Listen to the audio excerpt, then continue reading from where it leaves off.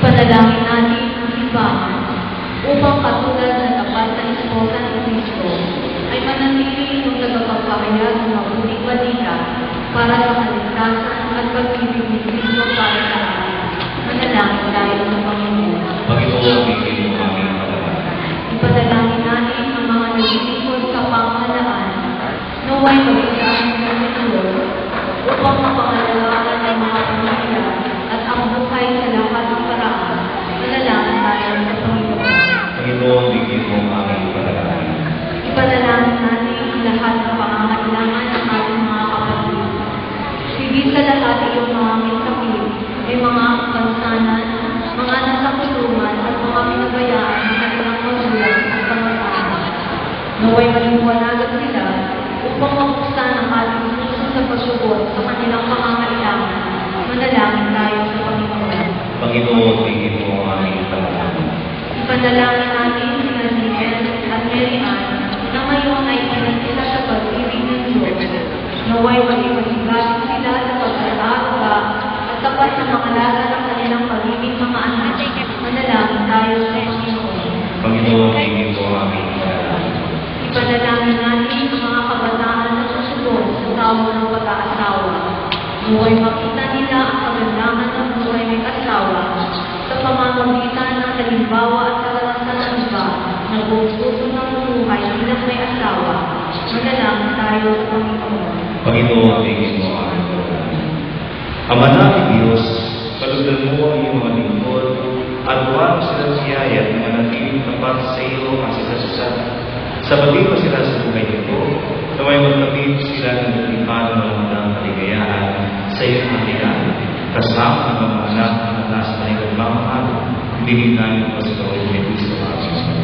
Amen. Ang siyo po ang lahat.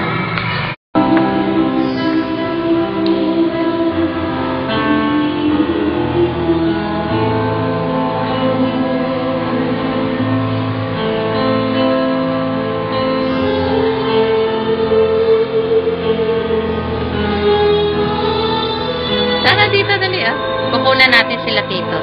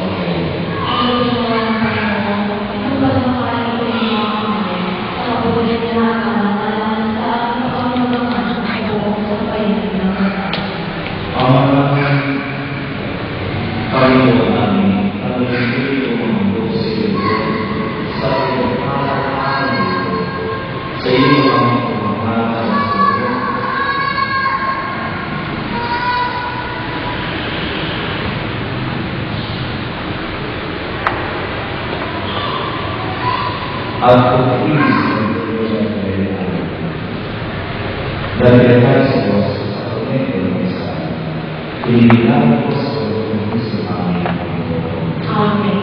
Suway ko ang Panginoon. At sumayin. Itaas ng Diyos sa Diyos. Salamat namin sa Panginoon. Pasalamatan namin ang mga Panginoon. Dapat na siya ay pasalamatan. Ang aming pagkalingan, tuloy ang mga pagkikaw ng sa kata, sa umitin sa Diyos ng aming Panginoon.